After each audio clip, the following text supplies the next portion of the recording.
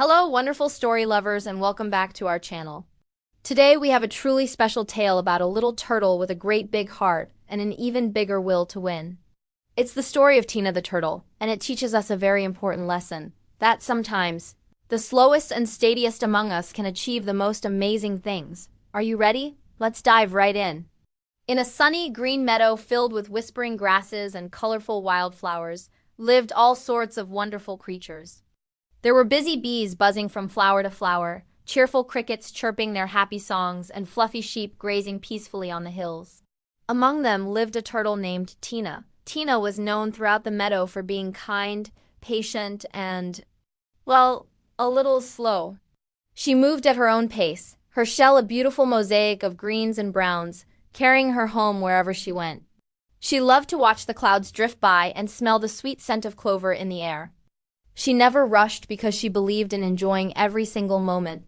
Now, in that same meadow lived a bunny named Benny.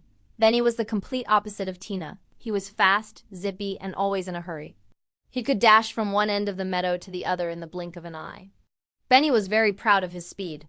He'd often boast to the other animals, "I'm the fastest in the whole wide world. No one can beat me in a race." He'd zigzag around the other animals, showing off his quick feet and twitching his nose with confidence. The other animals would ooh and which only made Benny's ego grow bigger. One sunny morning, Benny saw Tina slowly making her way toward a patch of delicious, juicy dandelions. She was taking her time, her little head bobbing with each steady step. Benny, feeling particularly boastful, zipped right in front of her, kicking up a tiny cloud of dust.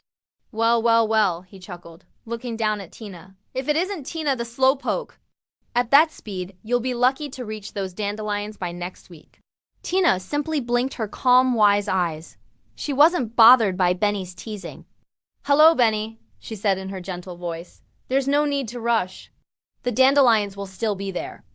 The other animals gathered around, their ears perked with curiosity. A race between the fastest and the slowest creature in the meadow? This was going to be interesting. A wise old owl, Professor Hoot, fluttered down from a branch. "A race, you say? Very well. The finish line will be the base of the giant sunflower. On your marks, get set, go!" And just like that, they were off. Benny shot forward like a furry white rocket. Voom! He was a blur of motion, his long ears flattened against his head as he sped down the path. He looked back and saw Tina, just a tiny speck, barely having crossed the starting line. He laughed to himself. This is too easy. I'll be at the finish line before she even gets past the babbling brook. He felt so confident, so sure of his victory that he decided he had plenty of time to spare. Meanwhile, Tina kept moving. She didn't look at how far Benny was. She didn't listen to the whispers of the other animals. She just focused on the path ahead, one foot in front of the other, step by steady step. Her goal was the giant sunflower, and she knew the only way to get there was to just keep going. The path was long, winding up the hill. She passed the babbling brook, nodding at the fish who swam by. She crawled under a low-hanging branch, her shell protecting her. She just kept moving, slow and steady. Benny, on the other hand, was already halfway up the hill. He was so far ahead that he couldn't even see Tina anymore. I've practically won already, he thought. He passed a field of crunchy, sweet carrots. Carrots. He said to himself, a quick snack won't hurt. I've got all the time in the world. So, he stopped and began munching on the delicious carrots, his whiskers twitching with delight. After his snack, he felt a little sleepy. The sun was warm, and the grass looked so soft and inviting. He found a comfortable spot under a shady tree. A little nap will refresh me, he yawned. Tina is so slow, I'll wake up and still have plenty of time to win. He closed his eyes, and in just a few moments he was fast asleep, dreaming of his victory. While Benny was dreaming, Tina was still walking. Step by step, she passed the babbling brook. Step by step, she passed the field of carrots where Benny had stopped for his snack. She saw him sleeping under the tree, but she didn't stop.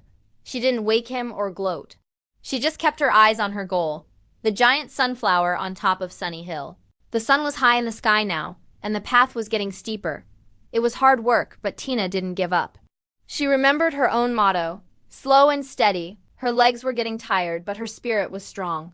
She just kept going, one determined step at a time. Hours passed. The sun began to dip lower in the sky, casting long shadows across the meadow. Benny suddenly woke up with a jolt. He blinked, looking around, confused. "Oh my! I've been asleep for so long!" he exclaimed. He looked down the hill, expecting to see Tina far, far behind, but he couldn't see her anywhere.